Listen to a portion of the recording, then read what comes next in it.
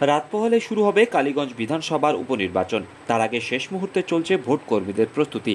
কালীগঞ্জের Panighata উমাদাস Memorial high স্কুলে DCRC কেন্দ্র থেকে ভোট কর্মীরা ইভিএম মেশিন এবং ভোট প্রক্রিয়ার বিভিন্ন বিষয় পরীক্ষা করার পর কালীগঞ্জের বিভিন্ন ভোট গ্রহণ কেন্দ্রে মেশিন সহ যাবতীয় ভোটের সরঞ্জাম নিয়ে রওনা দিচ্ছেন।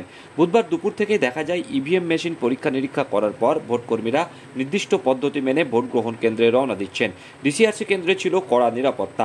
সেই সাথে ভোট কর্মীরা কেন্দ্রীয় বাহিনী এবং পুলিশি পাহারার মাধ্যমে বিভিন্ন ভোট গ্রহণ কেন্দ্রের উদ্দেশ্যে রওনা দেয়।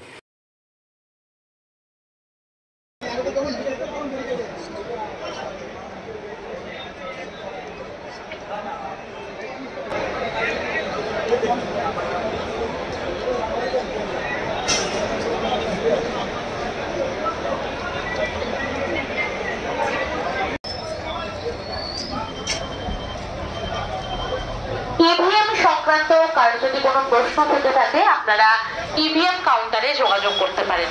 প্রয়োজনীয় প্লাস্টিক দেওয়া রয়েছে, আপনারা সেই প্লাস্টিকগুলি ব্যবহার করুন, কারণ আবহাওয়া অত্যন্ত খারাপ। বৃষ্টির জন্য ইভিএম মেশিনের ক্ষতিগ্রস্ত হতে পারে, হতে পারে, সেদিকে নজর রাখুন।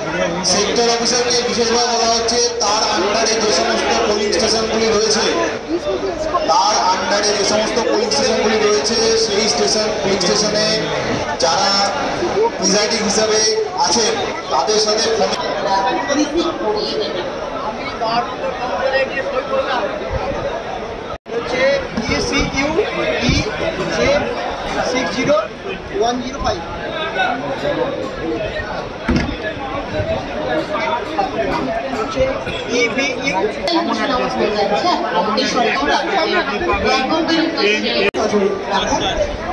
অত্যন্ত সচেতনতার সঙ্গে স্পেশাল প্রত্যেকটি পূরণ করে আপনারা বৃষ্টিতে ইভিএম সহ যাবতীয় প্রয়োজনীয় ডকুমেন্টস আপনারা সুষ্ঠুভাবে ক্যারি করতে পারেন। তার জন্য